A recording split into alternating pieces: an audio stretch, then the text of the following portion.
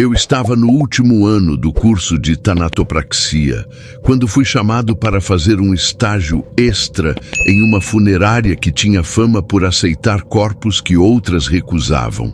Era uma daquelas oportunidades que todo mundo recusa de primeira, mas que, no fundo, carrega um peso valioso no currículo. Aceitei sem pensar muito.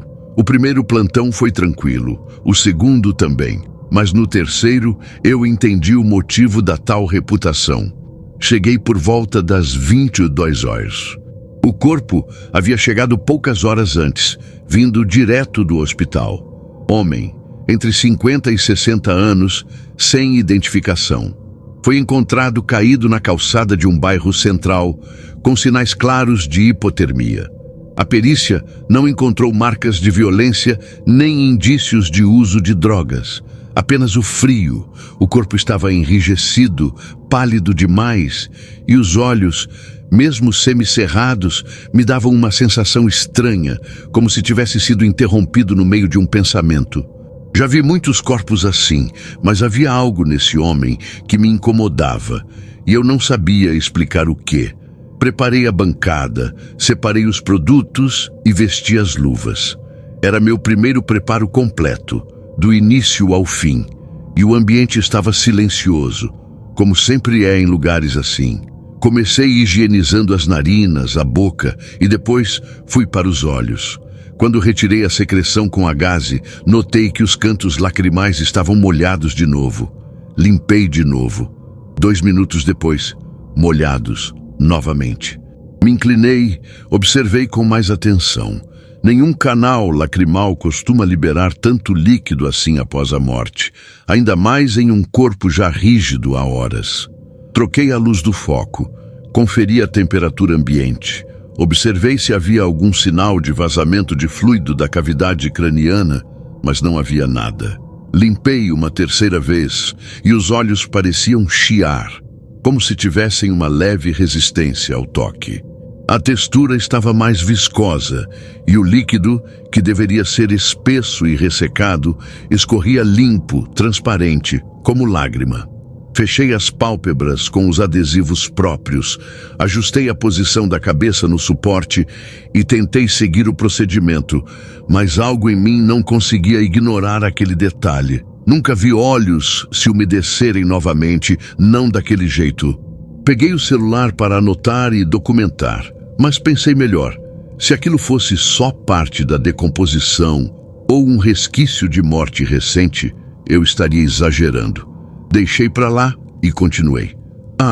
E se você está assistindo até aqui, aproveita agora para se inscrever no canal, deixar o like e compartilhar com os amigos que curtem histórias assim, realistas, tensas e cheias de detalhes que incomodam.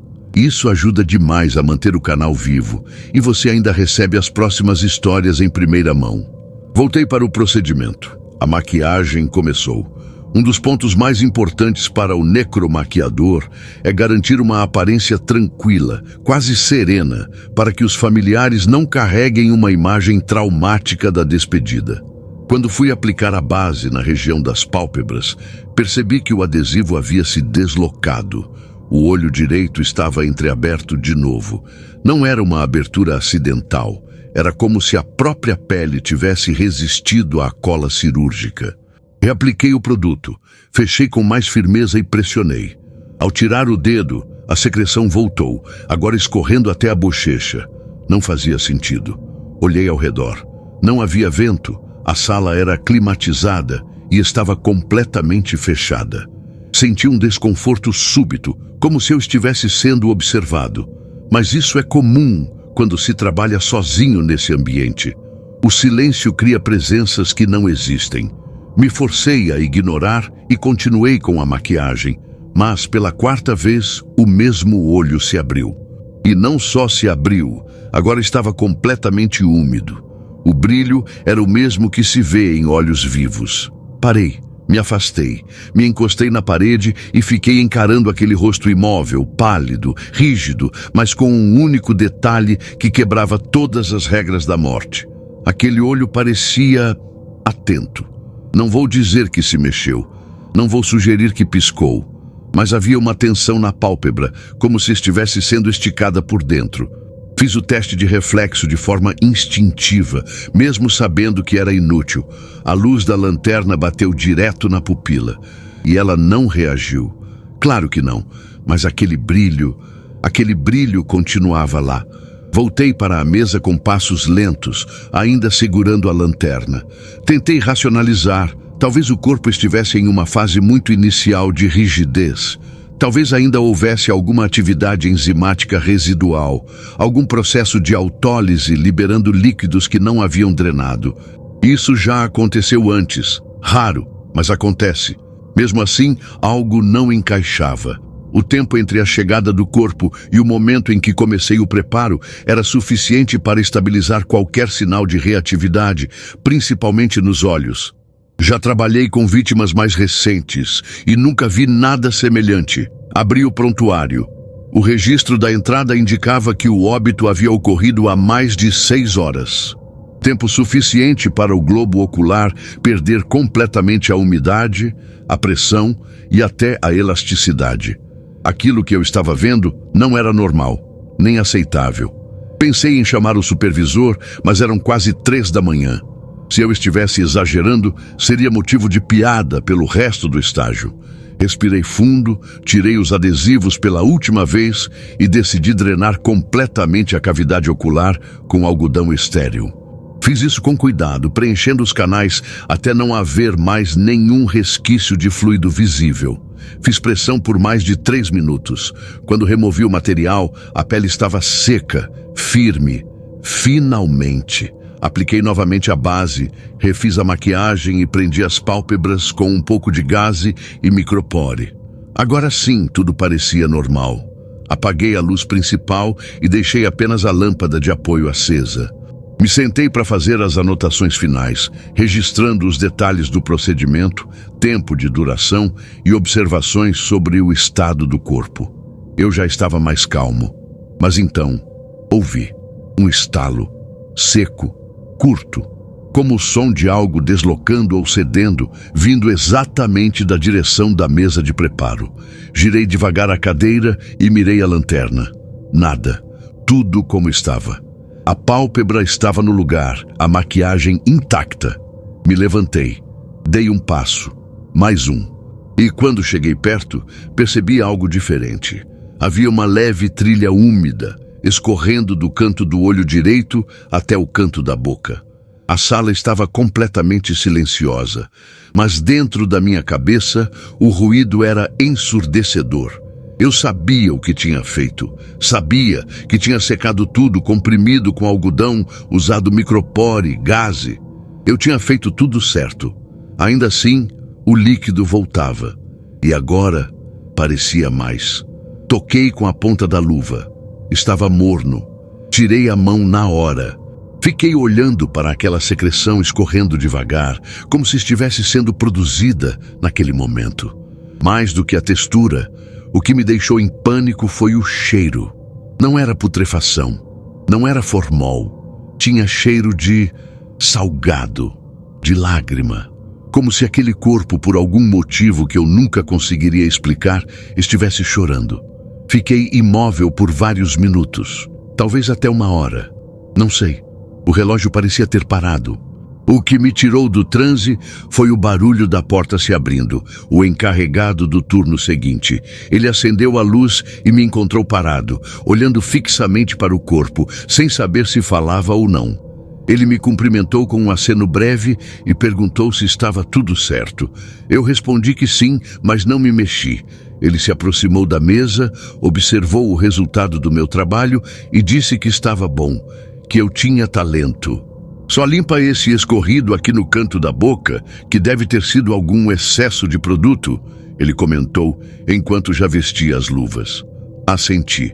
Peguei uma gaze nova, limpei a trilha com o máximo de cuidado e, antes de sair, olhei mais uma vez para o rosto do morto. O olho estava fechado, mas algo me dizia que ainda havia umidade lá dentro. Naquela noite, decidi que não continuaria na área de necromaquiagem. Terminei o estágio, sim, mas nunca mais toquei um corpo diretamente. Não porque tenho medo do que é morto, mas porque às vezes o que parece morto insiste em parecer vivo. Passei os dias seguintes remoendo aquela sensação estranha, tentando racionalizar o que tinha visto e sentido. Voltei à funerária só para entregar meus relatórios, evitar contato com outros corpos. Mas no fundo, algo me incomodava demais. Não era só o líquido que reaparecia ou o brilho nos olhos, era a sensação de que eu não conseguia fechar o ciclo daquele corpo. Como se algo estivesse em suspenso, esperando uma conclusão que eu não podia dar.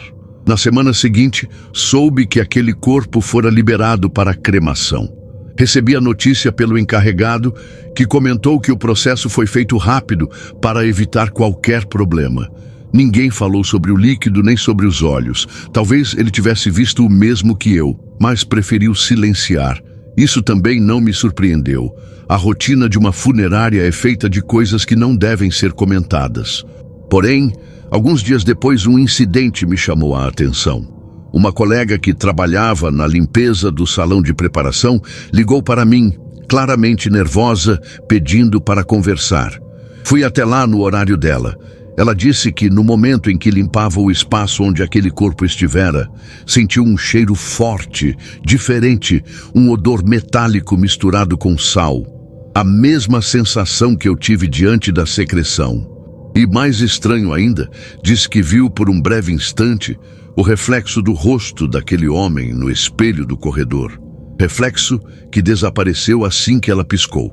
Expliquei para ela que poderia ser cansaço, estresse ou alguma ilusão causada pelo ambiente pesado.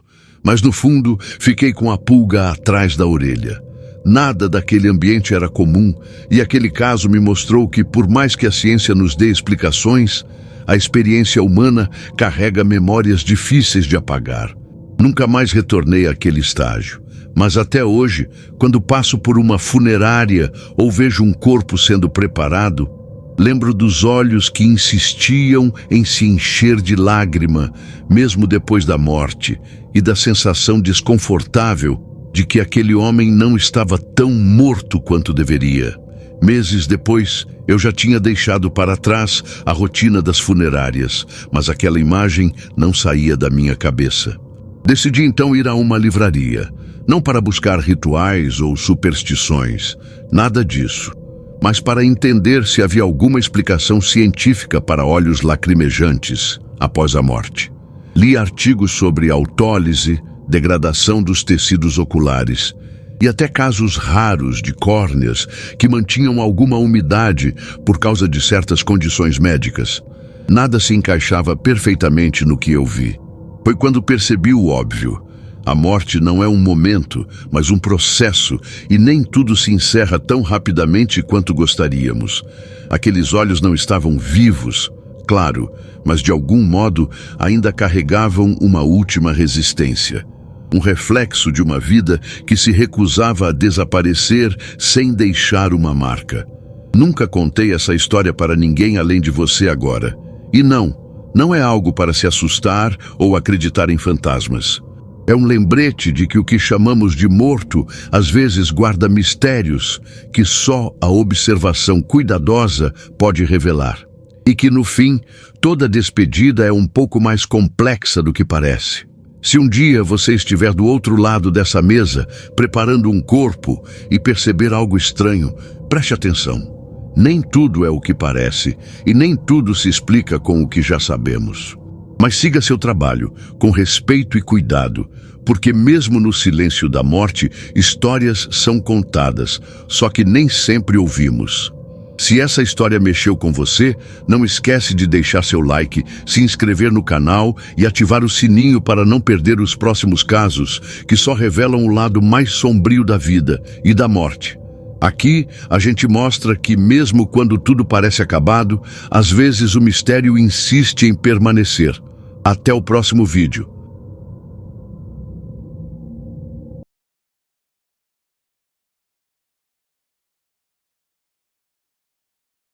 Nunca imaginei que um trabalho no necrotério pudesse mexer tanto com a cabeça da gente, até que eu mesmo passei por uma experiência que até hoje não consegui explicar direito. Trabalho como necromaquiador há alguns anos. Sou responsável por preparar os corpos para que eles fiquem apresentáveis para o velório e o enterro, uma função delicada e respeitosa, embora pouco conhecida fora desse meio. Normalmente, é um trabalho meticuloso, de rotina, com os procedimentos quase que automáticos. Mas naquela noite algo mudou. Era um caso aparentemente comum, um homem que havia falecido em casa, vítima de um infarto súbito. Um corpo que eu já preparei várias vezes, sem nada fora do normal. Tudo seguia o padrão, a limpeza, a sutura, a maquiagem para disfarçar os hematomas e a palidez natural. Antes de fechar o caixão, eu sempre tirava uma última foto para o arquivo do necrotério, como comprovação do estado do corpo entregue à família. Nesse dia, após finalizar tudo, peguei a câmera no tripé e apertei o botão para a foto final. Mas quando revelei a imagem, o que vi me deixou completamente perplexo. A foto estava toda embaçada, como se alguém tivesse passado o dedo na lente. Até aí, normal, poderia ser uma falha técnica. Só que quando ampliei, apareceu nitidamente algo que não devia estar ali. 2 pessoas na sala. Eu sozinho tinha certeza disso. O coração acelerou na hora, e a sensação de que algo não estava certo tomou conta do ambiente silencioso do necrotério. O estranho é que ninguém além de mim tinha entrado ali naquela noite. Era uma sala pequena, com acesso restrito, trancada, e não havia qualquer sinal de invasão ou de que alguém pudesse ter passado por ali sem ser percebido. Revirei o local todo, verifiquei as câmeras de segurança internas que nunca mostram mais do que o esperado, e nada indicava a presença de outra pessoa. A sensação era de que tinha alguém ali, mas não conseguia enxergar. Antes de continuar, se você gosta de histórias que mexem com o psicológico e a realidade, aproveita para se inscrever no canal, deixar seu like e compartilhar com seus amigos. Isso me ajuda muito a continuar trazendo conteúdos assim, baseados em situações reais e cheias de tensão. Depois desse dia, não consegui tirar da cabeça o que tinha visto naquela foto. Voltei para o necrotério nos dias seguintes, tentando manter a rotina, mas com o olhar sempre atento, esperando algo, não sabia o quê. Até que, em uma das noites, enquanto preparava outro corpo, senti uma presença atrás de mim. Virei rápido, mas não tinha ninguém. Só o silêncio pesado do ambiente. Fiquei paralisado por alguns segundos, tentando me convencer de que era só minha cabeça pregando peças. Porém, quando desliguei a luz e comecei a fechar a porta da sala, ouvi claramente o ruído de passos leves no corredor, passos que não correspondiam a nenhuma movimentação registrada nas câmeras. Não falei nada para ninguém, pois sabia que soaria estranho demais, mas aquilo me consumia. A partir dali, comecei a notar detalhes mínimos que antes não percebiam. Portas que pareciam estar entreabertas, objetos que pareciam deslocados, um cheiro leve, quase imperceptível, que não combinava com o ambiente. Uma mistura de mofo e algo indefinido, como metal enferrujado. E para piorar, quando tirei a foto final da preparação dos corpos nas noites seguintes, aquela imagem embaçada continuava a aparecer, quase sempre mostrando algo como sombras, às vezes a mesma silhueta da primeira foto, parecendo observar, parada no canto da sala. A inquietação virou rotina. Chegar no necrotério passou a ser um desafio, como se a cada passo eu estivesse entrando numa armadilha invisível. Fui tentando racionalizar, buscando explicações plausíveis. Luz fraca, reflexos, a câmera que poderia estar com defeito, minha mente cansada. Mas nenhuma justificativa me convenceu totalmente. Era impossível ignorar a sensação de que eu estava sendo observado, como se algo ali dentro não quisesse que eu terminasse meu trabalho. Uma noite, resolvi ir preparado. Levei uma lanterna potente e uma câmera extra, na esperança de capturar o que quer que estivesse causando aquilo.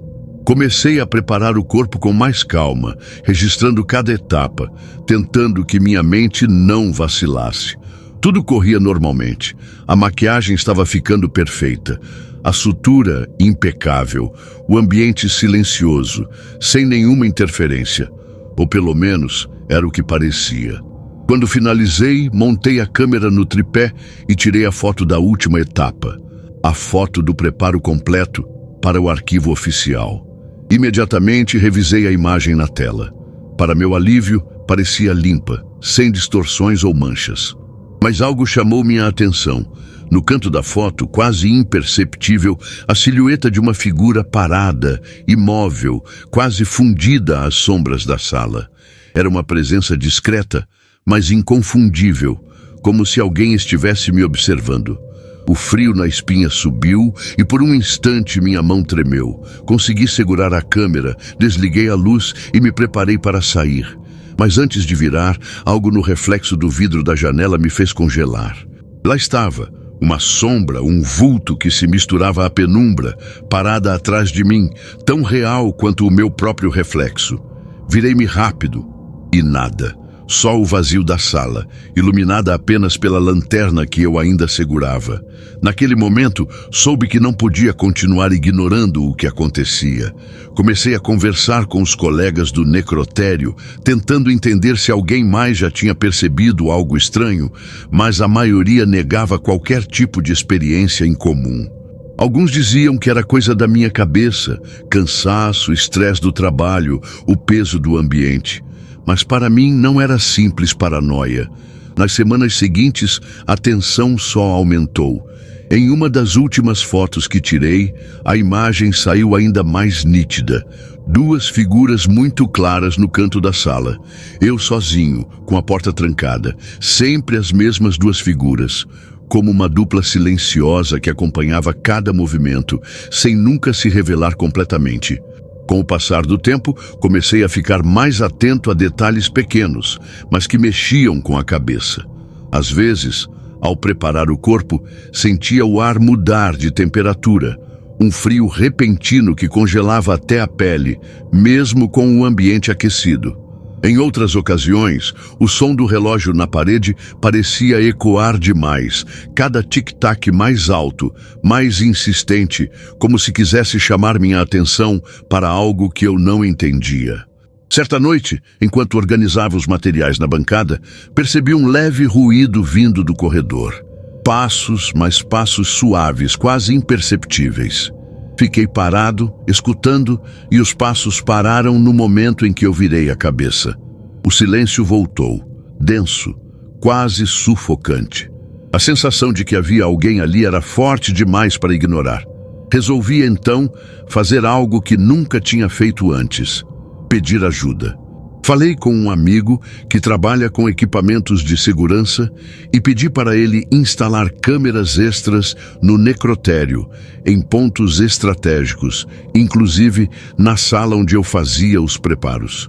Queria provas concretas, algo que me ajudasse a entender o que estava acontecendo. Durante dias, acompanhei as gravações, procurando por qualquer anormalidade. Nada, a princípio. Até que em uma madrugada, ao rever as imagens, vi algo que congelou meu sangue. Na gravação apareciam duas figuras, sempre as mesmas, caminhando lentamente pelo corredor, parando diante da sala de preparo e às vezes entrando sem que ninguém pudesse vê-las no mundo real. Elas nunca se movimentavam rápido, apenas apareciam, ficavam ali, imóveis ou vagarosas, como espectadoras silenciosas. A cada noite, as figuras se tornavam mais presentes, quase familiares na sua imobilidade. Eu tentava ignorar, mas aquilo me corroía. Meu sono ficou pesado, meus dias cansativos, e a sensação de não estar sozinho no necrotério era cada vez mais forte. Foi em uma dessas noites que, enquanto tirava a foto final, a câmera voltou a falhar. A imagem saiu completamente embaçada, com manchas e borrões, mas, se eu observasse com cuidado, era possível distinguir as duas figuras no canto da sala, olhando diretamente para mim enquanto eu fotografava. A partir daí, Decidi que não podia continuar naquele ambiente sem entender o que estava acontecendo. E mesmo assim, nunca deixei de ir ao necrotério. O trabalho tinha que ser feito, fosse lá o que fosse. Os dias seguintes foram os mais difíceis. Eu comecei a tomar cuidado redobrado com cada passo dentro do necrotério. Tinha sempre a sensação de que algo estava esperando por mim, algo que sabia exatamente onde eu estava e o que eu fazia. A pressão psicológica aumentou, mas a rotina exigia que eu seguisse adiante, que preparasse cada corpo com o mesmo cuidado e profissionalismo de sempre. Numa noite particularmente silenciosa, enquanto terminava de ajeitar um corpo, senti uma corrente fria passando pela minha nuca, como se um vento gelado tivesse atravessado a sala. Me virei rápido, sem nada a ver, mas o ar parecia pesado, denso. Foi quando ouvi um sutil estalo vindo do canto da sala, perto do armário onde guardava os materiais. Me aproximei devagar, com a lanterna na mão, e ao abrir a porta do armário, encontrei um velho espelho empoeirado que ninguém usava há tempos. Fiquei olhando fixamente para ele por um instante, até perceber que o reflexo mostrava a sala do necrotério. Mas por um instante, ao lado do meu reflexo, havia uma figura indistinta, escura, parada imóvel. Pisquei e o reflexo voltou ao normal. O coração bateu forte. Tentei não deixar o medo tomar conta, mas era difícil. No dia seguinte, insisti para que trocassem a câmera do necrotério por uma nova de última geração, na esperança de capturar algo que explicasse aquilo de vez. A nova câmera foi instalada e eu fiz questão de revisar as imagens diariamente. Por mais que quisesse provas palpáveis, aquilo me deixava cada vez mais cansado, com a cabeça cheia de dúvidas. Foi só depois de semanas que, em uma madrugada, notei uma anomalia na gravação. As duas figuras estavam lá novamente, paradas exatamente na mesma posição da foto embaçada. O mais estranho é que, quando aproximei a imagem, percebi que elas não estavam simplesmente observando. Uma delas parecia estar segurando algo, um objeto fino e metálico, mas a gravação não permitia detalhes. A silhueta era mais humana do que sombra, quase como se estivesse pronta para interagir com o ambiente.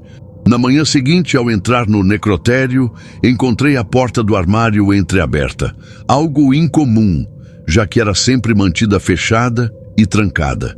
Dentro, o espelho estava posicionado de forma diferente, com a moldura levemente deslocada, como se tivesse sido mexido durante a noite.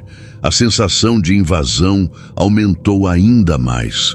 Nunca entendi o que aquelas duas figuras realmente queriam, nem como estavam ali sem que eu percebesse. O que ficou claro é que o necrotério, um lugar que deveria ser só silêncio e respeito, se tornou um espaço onde o real e o inexplicável se confundiam, e onde eu nunca estive completamente sozinho. Depois de tudo isso, sigo trabalhando no necrotério, mantendo o respeito e o cuidado que sempre tive, mas com a consciência de que há muito mais acontecendo ali do que os olhos podem ver. As fotos continuam a aparecer com aquelas duas figuras, e eu aprendi a conviver com essa presença silenciosa, misteriosa, que não tem explicação racional e que talvez nunca tenha.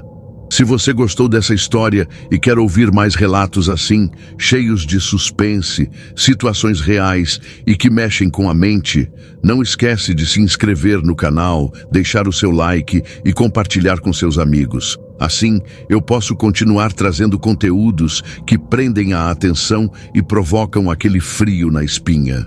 Até a próxima história!